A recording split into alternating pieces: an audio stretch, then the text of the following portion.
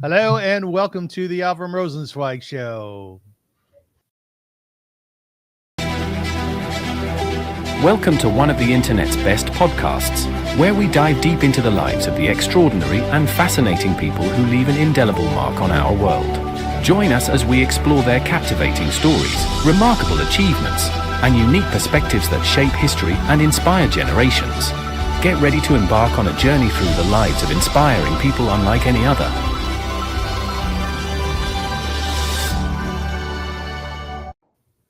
Hello, good day. My name is Avrum Rosensweig, and I'm really delighted to be here with you. Thank you so much for joining me on this show.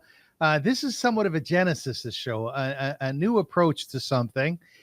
I'm calling it a subset or a series of the Avrum Rosensweig Show, but the actual name is Sacred Texts and Timeless Tales, Rabbi Gemara's and Avrum Rosensweig Comparative Podcast. So why don't I quickly bring in my not really my co-host on the show, Rabbi Shlomo Gemara. How are you? I'm very well. How are you, Avrum? It was a long time since we spoke, and I actually got very good feedbacks from our previous podcast, and I'm very happy to be with you today. Outstanding. And I think the magic of our interviews was that, as you said, we bring the best out of each other. We try. So you're successful. I'm not sure about myself. Anyway. Listen, man, you bring the best out of me too. If I do a good interview, people say, "Oh, Rabbi Gemara was amazing." I go, "Thank you so much." It's great. So let's explain the premise of our show. The idea which you brought forward was to take the portion of the week we call it's the PARSHA of the week, and juxtapose it or explain it through classic literature. Now, firstly, we're really happy that we have guests on our show or we have visitors on our show of every background. Jewish, non-Jew, we're non-Jewish. We're happy to have everybody. The PARSHA of the week means as follows. The Torah, the 5 books of Moses, is divided into 54 sections. Every single week, we read another portion. Now, 2 weeks of the year, we read 2, which is 54. Every single parsha, every single portion deals with a different aspect of the Jewish people. The creation of the world, coming out of Egypt, the building of the tabernacle, Moses giving his final speech to the Jewish people. And it's divided up into 5 books. Rabbi Gemara said to me one day, he says, Avrum, what would be really interesting is if we took the parsha of the week and we compared it to, or we explained it, or we juxtaposed it with classic literature. So I said, Rabbi, like what? And he says, I don't know. What about Agnon? What about Shakespeare? I said, oh, this is a good idea. So that's what we're doing today. So Rabbi Shlomo Gemara, who's a vice principal at Chat, the community high school, was a Rosh Yeshiva, very auspicious individual in our community, in the Jewish world. Let me turn this over to you. Why don't you sort of riff on what I just explained, the comparison or the juxtaposition of the Torah portion with classic literature, what we're doing today? Okay. The idea came to me actually many, many years ago. I'm an avid reader. I love to read classic literature and good books. And I always thought, well, what is good literature? It's observation of life, of people, of communities, of societies. And great literature means that your observation is profound. You see the story behind the story. Now, great literature, and it doesn't make a difference if it's Dostoevsky or Tolstoy or Shakespeare or Agnon, is dealing with the most important things in life: love, meaning of life, relationship, success, jealousy. These are themes that will accompany us. They belong to the past. They will accompany the human race for generations to come. They are eternal. And when you think about it, what is the Torah all about?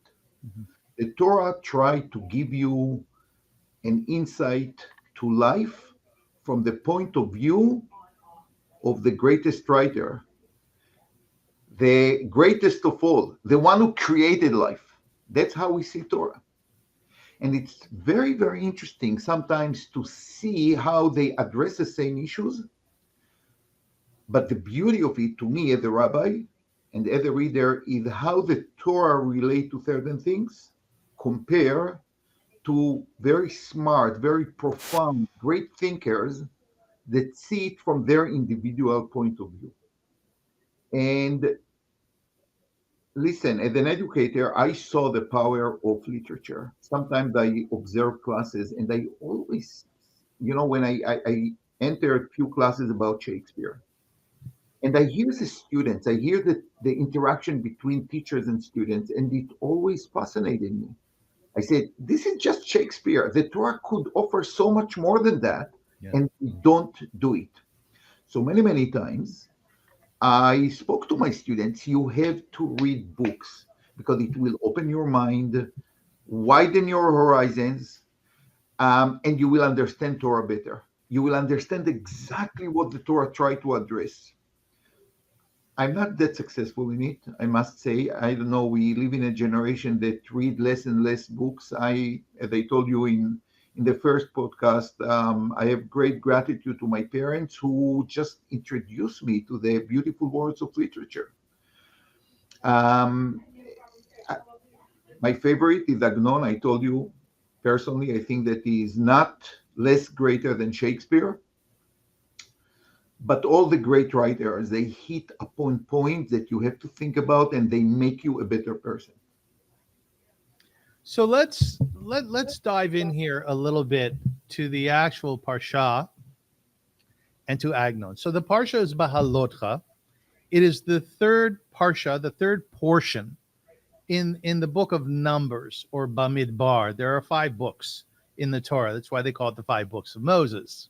This is the third PARSHA, third portion, and it has about 136 lines or psukim. The Jewish people are in the desert. They're just about to leave Sinai. They're packing up, and they are ready to go, continue on their sojourn. So that's Behaalotcha, the skeleton of it in a nutshell. The rabbi will take us further into it. Agnon, he was born in 1888, and he lived until 1970. And he was the central figure of modern Hebrew literature and the 1966 Nobel Prize laureate for his body of writing. He was born in the Galiciana town of Buchach. Is that how you say it? Buchach? Buchach, exactly. As Shmuel Yosef. Still exists. If you come to visit Buchach, which I didn't, but I plan one day to do it. It looks Ukraine. Exactly like in the time of Agnon. Like there are places in Eastern Europe have not changed over the last 100 years. They still have the bench sitting in the park, right? The same bench. Everything. The only thing that changed, his street was renamed to Agnon. Oh, was it? All the other things, the streets, the Stripa River, the pathed, the old castle that overseeing the little village, all the same. Beautiful. Between the years 1912 and 1924, he spent an extended sojourn in Germany. When a fire destroyed his library and the manuscripts of unpublished writings, he returned to Jerusalem. Whenever I read this, it breaks my heart. Breaks my heart. Have you ever lost your writings, something you've written? I lost all my writings. I'll explain you why. Because, all my drashot, when I prepare them, I put some notes. And if you ask me today to bring some notes from 5 years ago, they don't exist. So I never kept them because I want to keep it fresh. But many times, especially when you get to a certain age and you think backward and you have to start working on everything from the beginning, it's a little bit hard. Yeah. So it was not buried, it was just lost. Yeah. The question we ask ourselves, what's my body of work? Right? So he returns to Jerusalem. His works deal with the conflicts between traditional Jewish life and language and the modern world, and constitutes a distillation of millennia of Jewish writing, from the Bible through the rabbinic codes to Hasidic storytelling, recast into the mold of modern literature. Rabbi, tell us about the Parsha Behaalotcha and the specific area that we will be learning today. So I will start with the word Behaalotcha because in Hebrew, la'alot means to elevate. Yes. And indeed, the Parsha is talking about like lighting the menorah, and Aaron has to step up in order to light it. But the entire Parsha name is titled Beha'alotcha. And it's very ironic because the Parsha is talking about a constant descent of the Jewish people in the desert. So there is kind of irony, Behaalotcha, but the entire graph of the Parsha is down, down, down, down, which we will touch upon it. And you know what? This is also something very interesting to the literature of Agnon. Agnon used irony a lot. For example, the story that we are going to touch upon today is called Sipur Pashut. In Yiddish, it was translated to Aposhet Maise. It's like something simple. This is one of the most complicated stories of Agnon. Like, I think that this story alone has about 100 and something serious articles of great scholars of Agnon and literature writing about it. So it's not a poshet maise, it's not something so simple. So I like the irony of the name of the Parsha, Behaalotcha, which is actually talking about Yerida, going down, and Sipur Pashut, which is a very complicated one. So let's talk a little bit about Behaalotcha. If you say it, Bnei Israel are in the Midbar, but this by itself is very deceiving. When the Jewish people are in the desert, they are in the peak of their achievement. They just received the Torah. They formed relationship with God. Everything is waiting to enter the land of Israel, the land of milk and honey. Everything is going to be so great. And then, boom, everything collapses. Mm-hmm.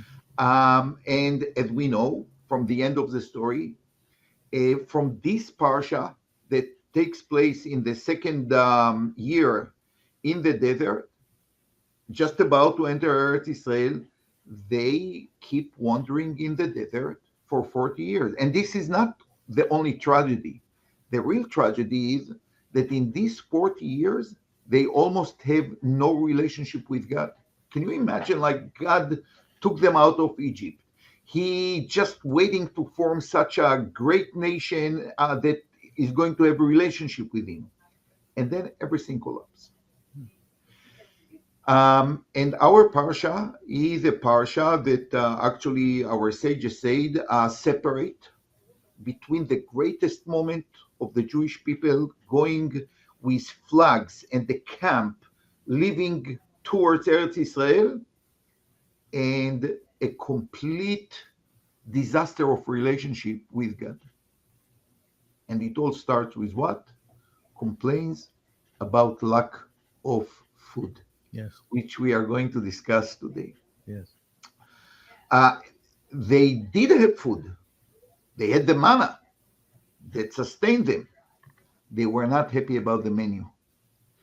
And from here on, you have like decline after decline after decline that will culminate next week with the story of the spies. But it all starts with yearning to certain food. They were bored. They were bored. I want to focus on. They were bored with the manna. They were exactly. Yes. Exactly. So if you want just to read a few of the psukim, I will translate it to English. So the Torah is telling us the multitude among them began to have strong cravings. Then even the children of Israel once again began to cry, and they said, "Who will feed us meat?" They wanted meat. We remember the fish that we ate in Egypt free of charge, the cucumbers, the watermelons, the leeks, the onions, and the garlic. And now our bodies are dried out, for there is nothing at all. We have nothing but manna to look at. Now, the Torah here is telling you something about the manna.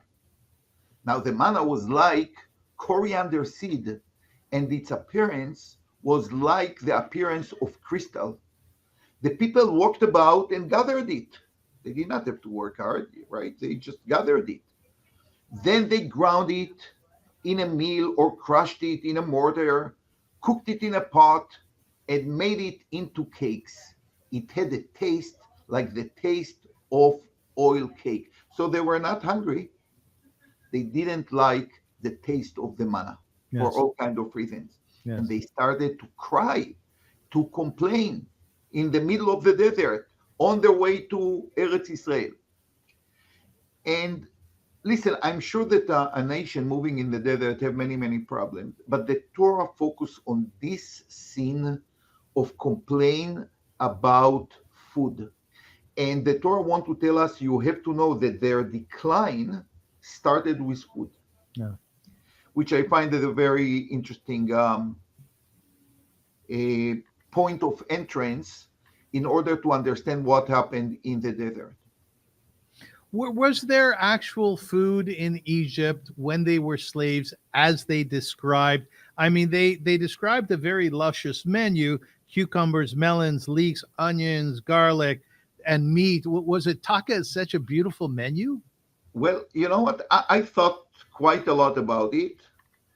And I want to understand the Torah as it's written. And I do believe that if they said that they remember the watermelons and the leek and the garlic, they indeed ate it in Egypt. Now, I want you to think about it, because I actually asked myself the same question. Did they fantasize? They were slaves in Egypt. But it might be a little bit different. You know, some of my friends and people that I learn with told me that they are working as lawyers and businessmen in downtown. And they told me that their workplace is so great. They provide them like lunch and breakfast. And I think to myself, well, do you really think that they want to feed you well, or they just want to keep you in the building because every moment counts and they can charge their clients a little bit more? Good point. They were slaves in Egypt. They wanted them to work with. And I'm sure that they fed the good worker and the skilled worker like with food, with good food, with normal food, because otherwise they cannot eat. They cannot eat. So I guess that this is the irony of the whole story. They indeed got good food, or at least some of them, the one who complained now, but they forgot why they got the food. They got the food because they wanted them to be good slaves. So what was the memory that lasted? The food. They did not remember that they were slaves and now they are free people. Mm-hmm. Freedom sometimes comes with a price. You have food, you are not hungry, that's great. You are going to fulfill a great mission. That's the important thing.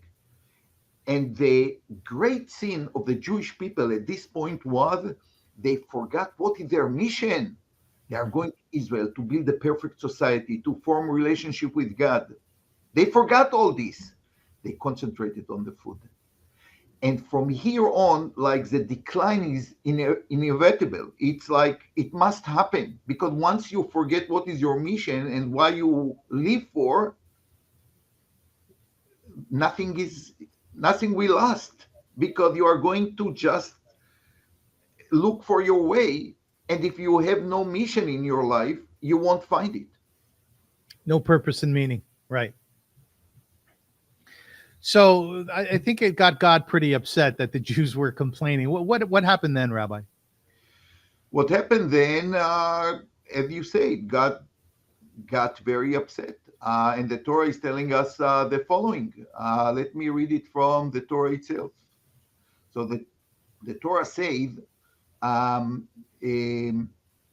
Moses heard the people weeping with their families, each one at the entrance to his tent. You know, I guess they gathered and everyone heard the other one. And when people complain together, it's much more fun. And God became very angry. And Moses considered it evil. And then Moshe himself complained because he couldn't handle the situation.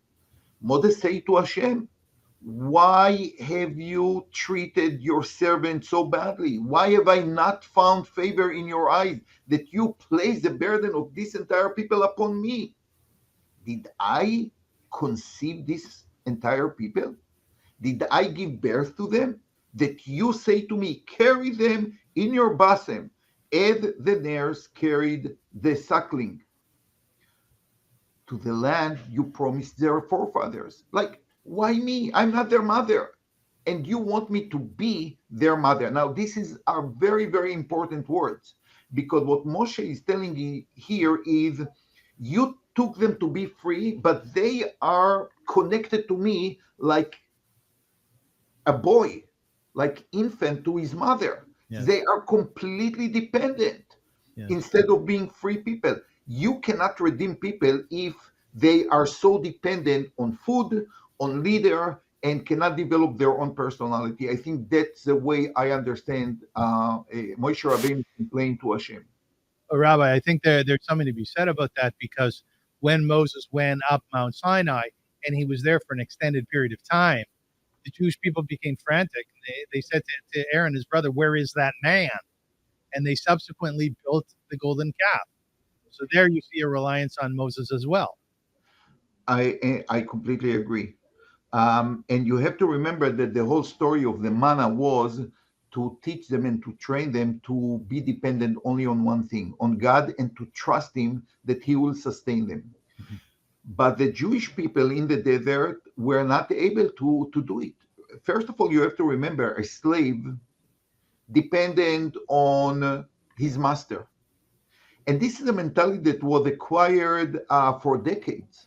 Like children saw their father slaves, grandchildren saw their grandfather slaves. This is a mentality that is going and ingrained into the DNA of society. And you know, Ben Gurion once said it was easy to take out the Jewish people from Egypt. It was much harder to take Egypt from the Jewish people. And I think that's exactly what is happening here. And in the sin of the Egel. But Moshe's hope was that after the sin in the Egel, something have changed. And here he learned that actually nothing changed. And this is the worst experience for a leader. Yes. Who saw that he achieved something, he elevated the people that he's supposed to lead, and just realized that, on the contrary, nothing happened. They are just still slaves within themselves. Fascinatingly, what Moses says, it seems like he's having this huge emotional breakdown. He says, God, you know what? If I can't lead these people, if I'm not doing a good job, then kill me. Very, very dramatic. Yeah, it is. And I'm sure that every leader in one point of his life stands this that feeling like I did not achieve something. You know, yes. I can tell you I'm like a small leader. Like I lead students, I lead people in my community, some of them. And sometimes you go home and you say, you know what? You worked with this student for 3 years, 4 years, and nothing happened. But at the same time, you are not aware to your own success. I have to tell you, I just last night we had graduation. Yeah. And, usually come not only the graduates, but also their families, their brothers and sisters. And, like people 22, 23 years old are coming to me, Rabbi Gemara, and they're telling me about their achievements, and I'm shocked. Like, wow, I remember, like, I worked so hard, and I saw that I managed to do nothing. And here, like, young ladies, young professionals, they are going to change the world. Some of them are going to be doctors. Some of them are going to be researchers. It's just amazing to see. But, at the time, Moshe Rabbeinu just realized that the people are interested in food. They are not interested in his messages. So, Rabbi, I guess the only thing I can compare it to is, a rabbi is giving like a Dvar Torah. He himself consumed with his own ideas, and he see the people like looking at the watch, waiting for the Kiddush. They care only about the Kiddush, not about the Dvar Torah. Very So good. I guess it's the same frustration. Rabbi, on the face of it, we're looking at a really simple story here. We're looking at a group of people who are just very, very frustrated with their lives. It's got to be very hot in the desert. And like anybody else, they want to start maybe perhaps actualizing themselves. So what do? They focus on food. Sounds like a simple story. I think it's not so simple. I think it's about actually choices. Because let's see how God solved the problem. That's a very interesting, because sometimes from the solution you can understand what was the problem. And the solution to the problem was completely, to me, unexpected. Problem with the Torah, we read it so many times, so we forget that every pasuk had to be read from the point of view that you don't know what is following. Unfortunately, we learned it already in the kindergarten and then in grade 1 and 2, and we already know what happened at the end. I think a good reading of the Torah must be when you are surprised. You don't know what is going to happen next. And let me tell you what happened next, because Hashem is telling Moshe Rabbeinu, gather 70 elders of the people, and I'm going to take some of your spiritual powers and to give it over to them. Now, let me ask you a simple question. Okay, you are going to have 70 people who are going to be prophets like Moshe, maybe not on the same level. How do you solve the problem with meat, of hunger, of a bad menu? What is the solution here? Yes. And I think the Torah here is telling us here something which is, to me, became like a corner store in my educational work. Listen, people want to grow. People want to grow. That's my basic assumption. Some of them want to grow in terms of their intellectual capabilities, knowledge. But people have this thirst to grow. People hate it when they feel that they don't achieve something, that they don't go higher. But in life, you have two options. You can grow spiritually, you can grow intellectually, you can get your satisfaction from things which are not tangible, which are indeed more to the brain. And sometimes, in the world that we live, simple desires for food, for other things, can take over very easily. And people, instead of growing in their spiritual existence and personality, they grow in terms of their money, bank account, food, material desires. And the Torah is telling us here in this parsha that this was not just a simple story, it was about choices. The people who got the Torah, or some of the people who got the Torah at a certain point, said, we are not interested in spiritual life. We remember the things which are important to us: the watermelons, the leeks, the garlic, food. Cucumbers. So think about our life. We have to balance between the two. Yes, we go to shul. Yes, we like Shabbos. Yes, we do. But we also sometimes, and many times I would say, succumb to our physical desires.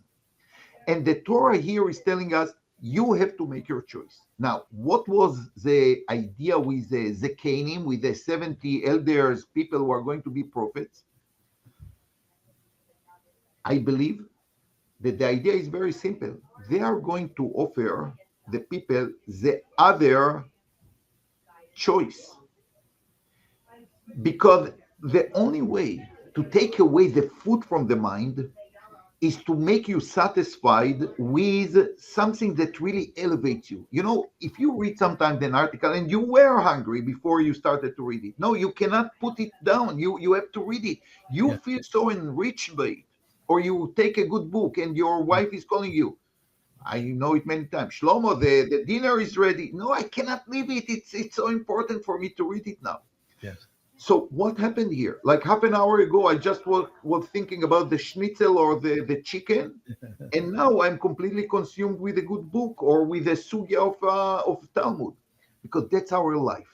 We have to be satisfied, and it's our choice if to be satisfied with food or to be satisfied with spiritual content. And that's the story of Behaalotcha. You got the Torah, you are ready for spiritual life, but they messed up. They focused on the other side of life, which is the materialistic side, like food, other desires. And from here on, when you make this choice, well, the road is going to lead you down and down and down. And you know what? It reminds me another story in the Torah. Maybe the most important one for the Jewish people, the story about Esav and Yaakov. Yes. What happened there? Yaakov decided to focus on the spiritual side. He wanted to be the Bechor. He wanted to be the firstborn that takes all the spiritual things. Because the Bechor meant not only to be the older one, is to get all the virtues of Abraham, of Yitzchak, and to continue them further. What Esav was focusing on? Nezid Adashim, he wanted the lentil soup. And here the Torah is telling us how two people who grew in the same home, apparently were educated the same, one took the side of the food, Esav, one took spirituality. Now, we have to remember, this came with a great cost to Yaakov, who chose spirituality. This is not easy. Hashem never promised us that this is going to be easy. Life in the shadow of God sometimes might be very difficult ones. But it's a choice, and the greater satisfaction at the end of the day is living in the shadow of God and not in the shadow of the restaurant or the kitchen. Rabbi, there was a brilliant writer of which you're very passionate about. His name was Shai Agnon, and he was reputed to be one of the greatest writers in the world ever. Not only then, but now. You told me once that you think he's greater than Shakespeare. That's quite a statement. Absolutely. And he wrote a book, couple hundred pages, which wasn't certainly his longest one. And he wrote a book which was called A Simple Story. Now, our task today is to juxtapose, to bring together that story with Parshat Behaalotcha. How do we do that? Okay. I think that Agnon had in mind Parshat Behaalotcha. I don't know if it was like he was with an open Chumash and just translated it to modern terms, but I know, and I said it many, many times, Agnon was a commentator of the Tanakh and the Talmud. He was a commentator. So he knew very, very well the Tanakh, he knew very, very well the Talmud, and in his stories, he gave us a perush, a commentary about what he read. So this way or another, I'm pretty sure that he read Parashat Behaalotcha, which is a very important story in the Jewish history, and I want to believe that he came to the same conclusion that I presented to you.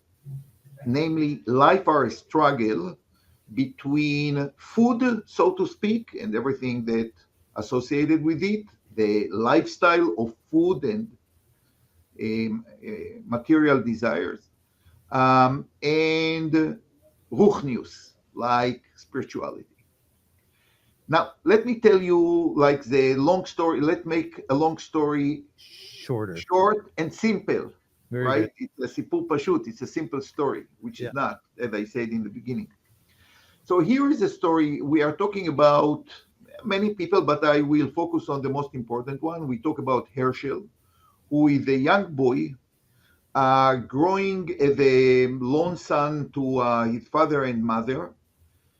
And as usual in Agnon, he's looking for a shidduch. And one day he came to his house. A shidduch is a match. Girl, a match. Yeah, a match. Yeah, like, he's about to be a groom. And a nice girl came to their house after she lost her father and mother. She was a distant relative, and his mother, Cyril, take her home in order to be a maid in the home. It was a nice way to sustain her and to, keep family ties, although she did not know very well her parents. She was very diligent and I would say nice girl. And obviously Herschel, the boy, fell in love with her. But there was a big problem. She came from a poor family. And Cyril, who was well-to-do, actually convinced him in very manipulative way that this is not good for him. He has to marry, someone with yichus, someone with money, of course, very important. And she arranged it with a girl by... So the first girl who came, her name was Bluma. And by the way, Agnon uses a technique. Bluma is bloom, like a girl who is blooming. Very good. So it's a Yiddish name, Bluma. But at the end, he married the girl by the name Mina. And another Jewish name, but more general name. And she was really uneducated very well. I mean, she got education, even like piano lessons and things like this, but she never cared about education. You know what I mean? Like there are people who are educated but don't care about education. I don't know if you met these people who learn for the exam and after the exam they care nothing about it. Yes. Yeah. And she was more to the family. More to the family means like the ideals and the values of his mother Cyril. Okay. What happened was that Herschel did not like her, and he became mad. He needed a psychiatric treatment. He had to leave home to get to a hospital. And Agnon make it quite clear that the reason or the deterioration in his situation was this unfulfilled love to Bluma. So this is a plot of the story. In the psychiatric hospital, he meet a doctor, Dr. Langsam. Maybe I will bring a quote from him. But Agnon in this story make it very, very clear. He does not speak only about Cyril. He talks about the environment and the atmosphere in the Jewish shtetl, and we are talking about the year 1905-07 because he mentioned like the war between Russia and Japan that take place at this time. And he wants to tell us that actually the Jewish shtetl that he called shabush, which by the way, it's like a change of the word of buchach, right? Yes. So he called it shbush, but it's actually buchach, was driven by money, by materialistic things. Now, why do I think that Agnon had in mind Behaalotcha? Because one of the most important motives in the story are the meals that are the stations of the story. Like things are going from one meal to another. This is very important, and it represents the idea of meals as a mirror to moral decline, which is the same idea, in my opinion, of Behaalotcha. Yes, as we find in the Parsha. Yeah. So, listen, I did something unusual for me because I hate translations, number one, and I see myself completely unworthy of translating Agnon because every translation is doing something bad to the original. But okay, that's a way to communicate it to others. But me, like desecrating the holiness of Agnon with my translation, especially when my English is not so great, as you can hear. So I tried my best, and I want to read you few excerpts from Agnon, if you don't mind. Yes, please. Okay. One second. So let me just find it for a second. It will take me a second. Okay. First of all, again, I told you about Bluma. Bluma is like blooming, like the girl that represent like growth and blooming. And the mother of Herschel is Cyril, which is Yiddish, like it's piece of jewelry, right? Jewelry is something much more like materialistic. And their previous name, by the way, was Klinger. Now cling, like is like the ringing of coins. And so she represents like jewelry and money. By the way, materialism. Go ahead. Do you know what? Like you can imagine people who are like clinging and Cyril, like jewelry and all this. You know what Agnon is talking about? Yeah, we all know that, like the attraction of jewelry, money, silver, and so like that. Yes. Many people like that. Yes. Yeah. So here is one of the descriptions of Herschel attending the engagement party, where many people are coming to share the simcha when he married Mina. So here is my translation. Excuse me for, as I say, desecrating the original language. Herschel, who had eaten scarcely anything, gazed around, weary from the feasting and drinking. In his heart, he felt both joy and regret. Regret for his lingering hunger, and joy for not having overindulged. A few days prior, a pamphlet from a group of vegetarians had arrived, condemning the consumption of meat, fish, wine, and other luxuries. The pamphlet asserted that all miseries stem from excess, as people are never content with little and relentlessly pursue numerous foods. Reflecting on this, Herschel thought, if my mother had not been driven by greed, I would not have been sit before this lifeless fish and fowl. He lifted his head to see what remnants of those abominable dishes still lay on the table. As he did so, he caught sight of Mina. So Mina is represented by the food. I hope that the translation was understood. Was understood. Okay, very good, very well.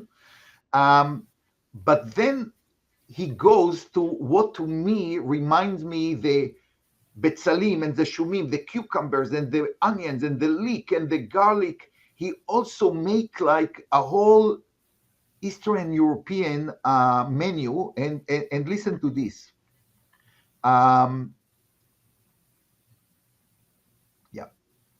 This is one of them. There are 6 or 7. I choose this one because this is the first one. All of Cyril's joy lies in a good meal: spleen, stuff intestines, liver, goiter filled with flour and fat, and crispy flakes mixed with egg yolk, placed in a sauce after being dried in the oven, which when cooked to perfection melts softly in the mouth. Very good. The delights in eating fat chicken stuffed with semolina. When Cyril approached the meal, she bends over the chicken in sheer joy and heaps her plate with abundance. Now think about, the chicken and the chicken that Hashem eventually brought to the Jewish people after they asked for a different meal. And this was their punishment because many of them died as a result of overeating. So to me, there are many similarities, and actually it's quite parallel to the story. And in the eyes of Agnon, this led eventually, he was a more spiritual person, but the whole atmosphere of greed, money, food, led him to become crazy, to become mad, and because he could not apparently balance this psychological need for balance in our life. So now listen, food in our Jewish community is very important. You know, we say that Jewish life today are about Kaddish and Kiddush. Um, Right. so both of them are very important for us. Traditions, remember our parents, the one who have parents, She'arichu Yamim. But also the Kiddush, everyone is waiting for the Kiddush. This is the best part of Shul, right? So we don't underestimate the Kiddush part of Jewish life. And you know what is Jewish history? You know what people say, like the Goyim wanted to destroy us. We somehow won. Let's make a Kiddush. Let's make like Purim. Let's make Hanukkah. It's all about like food and good food. Let's eat. Yes. But at the same time, I think the Torah and Agnon here say this is not the issue. The food is what part in your life food takes. Like, is it what you concentrate on, or is it something to come to enhance your life, where your life are devoted to something much more meaningful and spiritual? That's the idea. And you know, I want to share with you something interesting, because I think that in the Jewish world, nothing has changed. You see this magazine, it's called Fleischings. Fleischings is in Yiddish meat, something which is meat. Juxtaposed to milchiks, which is dairy. Exactly, which called milchdik. Milchdik, right? Yeah. Milchdik. So everyone in a Jewish kitchen know that there is fleischings and there is milchdiks. Now, someone made this subscription as a gift to us, and I want to make sure that I'm not trying to do here any advertisement. On the contrary, actually, because every time it arrives and it's on my table, I say, "Oh my gosh, this reminds me Parshat Behaalotcha. I cannot take it." Because what is it? This is like, you know, the new Bible for the Jewish home. Now, I'll show you one ad. I hope it's appropriate. Look at that. Like 4 little fressers are sitting around the hamburger, and you can see their joy. And I have nothing against it. But this is a whole magazine for a culture of meat and fish. Like Behaalotcha. Like, what in a Jewish home, instead like of reading a little bit different Torah, okay, some Maisalach, whatever, this became like the new reading. That's excellent.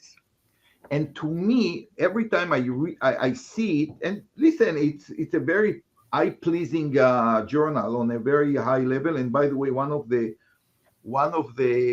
editors was my student with a very interesting story. She actually a top dentist, but her lab and their hobby is cooking, and she's one of the major contributors to this. So I don't want to upset her or her parents. But to me, as a rabbi, like, what? Like, right. This newspaper for food, and for food that, you know, you have to read here the menus. It's like, wow, Hawaiian style of cholent and this and that. Just give me the gefilte fish, give me the herring, give me the cholent. That's enough. I don't need, like, you know, a Hawaiian style of cholent or spare ribs in, I don't know, in a sauce that I cannot even read its name. But to me, it's all about this one. What are we focusing at the Jewish community? Is it about the food, fleischings, or about the, you know, the spiritual life, the good life? And you know what? I don't know if we have much time. I just want to end with a quote from Dr. Langsam. He's a chief psychiatrist. He was apparently a yeshiva guy when he was younger. And he shared with Herschel his thoughts about the world. And here is almost at the end of the story, he tells him the following. Once Dr. Langsam recounted his days at the Beit Midrash, the yeshiva time, where he studied Torah. He told Herschel, the walls there were on the verge of collapse, and the ceiling was pitch black. Yet, the Beit Midrash was illuminated by the presence of its Torah scholars. What did we eat? What did we drink? When did we sleep? I don't know, he said. Dr. Langsam added, according to the laws of health, no man can survive under such conditions. Yet, I tell you, Herschel, this is how generations have endured, lacking nothing. What a beautiful quote that actually tells the story of the Jewish people. Did we have fleshing over the 3,000 years? No, sometimes we did not have, bread and margarine to put on the table. But this was not the important thing. The important thing was the Torah we got on Sinai and transmitting it to the next generation. That's my pitch for today. Rabbi, that was absolutely beautiful. Very, very lovely. I love the launch into our show here. I have to say you did an outstanding job, and I think people will appreciate it very, very much. We're going to continue with this series. We're going to see how it goes. Next week we will be back to you.